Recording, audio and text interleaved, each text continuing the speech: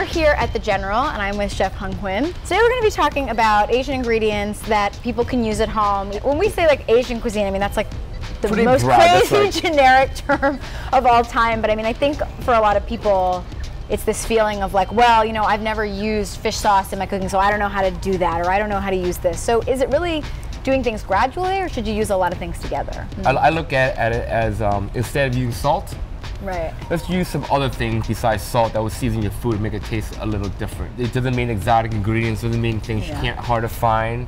So if you're making, say, tomato sauce at home, and you want to Asianize it, so you probably add a little bit of ginger, some scallions, some cilantro, and some Thai basil in there.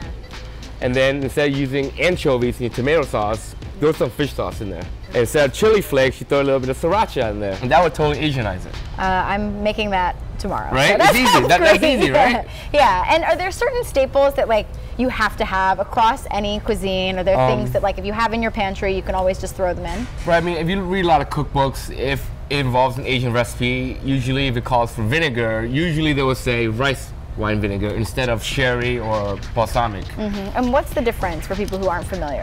Rice wine vinegar is a little lighter, it's a little cleaner, more straightforward. It doesn't have that wine flavor, it doesn't have all the sourness that maybe the sherry would bring or the aroma would bring, but it's very neutral.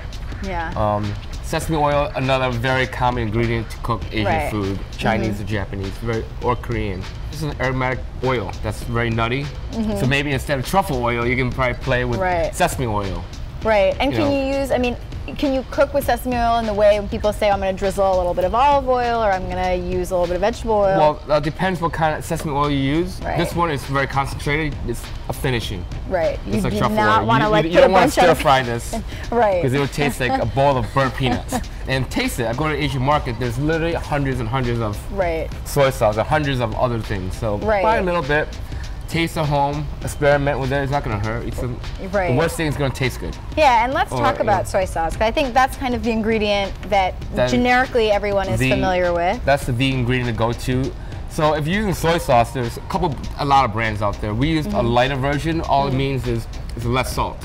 But if you're the regular kind, just use less of it. It's the same amount of saltiness. You know? And you can just get that. But if you're using soy sauce, you always want to balance out with sugar. It's always that salty and sweet. If you're using anything salty, you want a little pinch of sugar. If you're making anything sweet, you want a pinch of salt. So that's how it works. And these ingredients is very popular in, say, Chinese cuisine. We call it GGS, ginger, garlic, scallion. You don't really call it GGS. That's what we call it. That's what we call it in culinary school, and you're stuck with me. And that's what we call it now, GGS. Slice it. You know, our food is so much blending now in America. You know, like there's Puerto Rican to Japanese, or there's Mexican, Chinese. When you think about it, it's piece of chicken, piece of ginger. If you can find it anywhere in the world, garlic you can find anywhere in the world. It's just how much of it you add to a dish. And what else you put in it. And like instead of Thai basil, use regular basil, vice versa. You know, and that makes it Asian. Tomato's pretty universal. Yeah, why not? You know. Why not? And then let's also talk about, we have coconut milk here, which is coconut milk. Its own, you know, in its own genre, I think. I think Thai cuisine is very big on coconut milk and curries, using a lot in stews or in soup. And I think people think of coconut milk as having to be the essence of a dish. Can you use just a little bit of it? A little bit. I mean, is it something where you can it depends where you make it? I wouldn't buy the sweet kind. You want the kind of neutral kind where it's just pure coconut. But you can use it like cream, but I wouldn't use it as much as cream because most Asian food is pretty light and not so creamy. My favorite ingredient is fish sauce. So you can mix fish sauce with a little bit of sriracha, a little bit of coconut milk, and you have a dish. Or you can mix the rice wine vinegar with soy sauce and a little bit of sesame oil and some sugar. You have another sauce that you created. So you can take combinations of these seasoning agents and make it your own.